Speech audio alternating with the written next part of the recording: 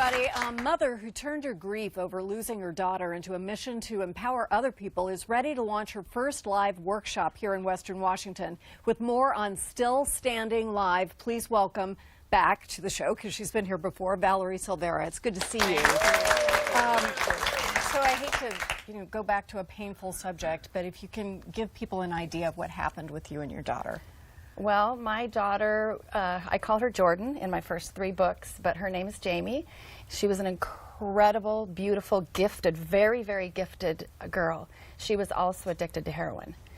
And so, as I was on the show before, in 2004 here in Seattle, she was shot by her ex-boyfriend. And she ended up becoming addicted to the opiates that they gave her in the hospital.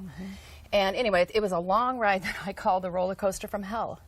Trying to save her, trying to stop her from all of this, and I was destroying myself.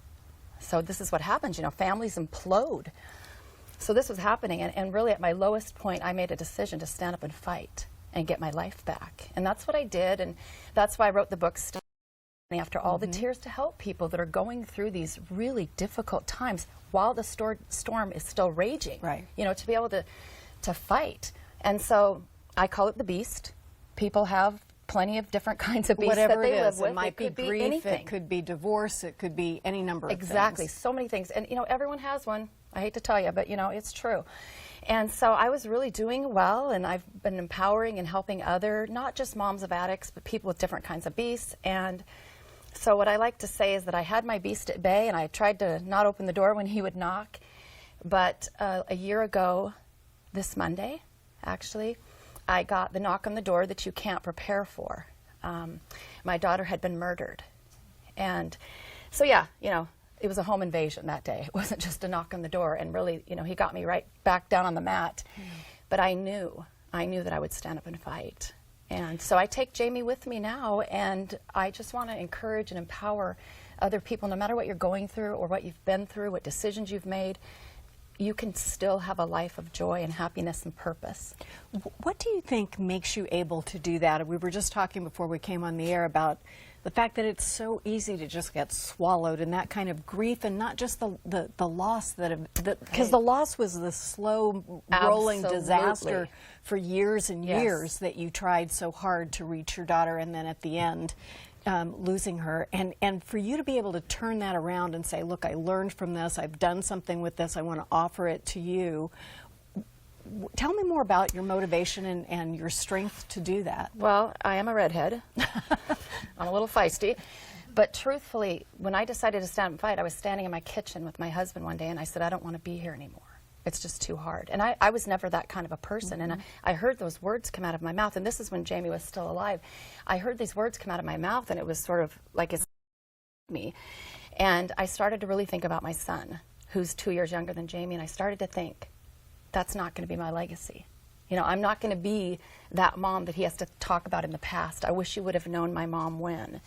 And I also thought, what an opportunity I have to show him and prove to him that when you're at your darkest point, your lowest point, that it's possible to stand up and fight. And this is not about defeating the pain. It doesn't go away. It's you living with this and putting one foot in front of the other, and how you do that. Margaret, you and I didn't even talk about all this before. You're so smart and so insightful. Here's what I say. I have a hole in my heart, and the hole is never going to go away. It's always going to be there. But here's the good news. My heart is big. And, when you can make meaning from the madness, the hole is going to be there. And I grieve when I need to grieve. But here's the difference. I don't stay there. This live workshop, this ability to bring people in and work with them over time is really important, because it's hard to just impart, as we do oftentimes try to do on the show. Well, what are your 3 tips? It takes a little more than that. What does the workshop entail?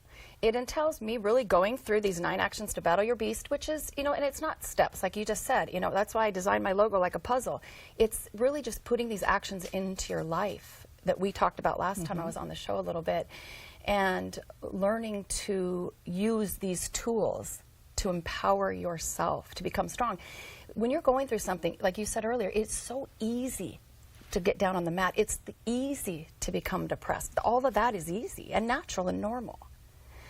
I'm trying to help people to bring out the courage. Everyone has courage. Everybody has what it takes inside of them. It's really just bringing it out.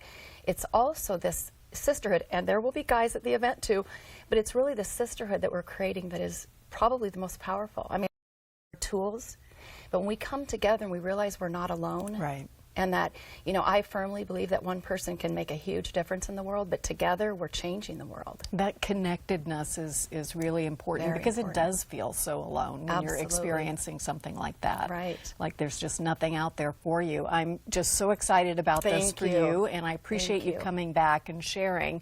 And Still Standing Live takes place at 9:30 a.m. on Saturday. Bless you for not making it like 7:30 or something like that. September 9th at Lenwood Convention Center. Please visit our website for further details, but I just can't recommend it enough. Thank you very Thank much. you, We'll be right Margaret. back. Thank you so much.